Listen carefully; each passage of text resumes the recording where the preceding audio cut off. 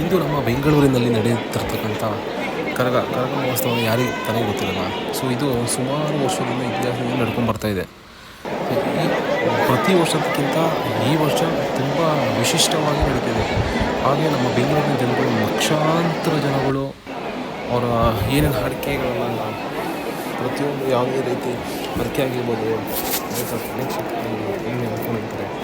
So ಅದೆಲ್ಲ ಒಳ್ಳೇದಾಗಲಿ ಅಂತ ಲಕ್ಷಾಂತರ ಜನಗಳು ಬಂದು ಪಾಲ್ಗೊಳ್ತಾ ಇದ್ದಾರೆ.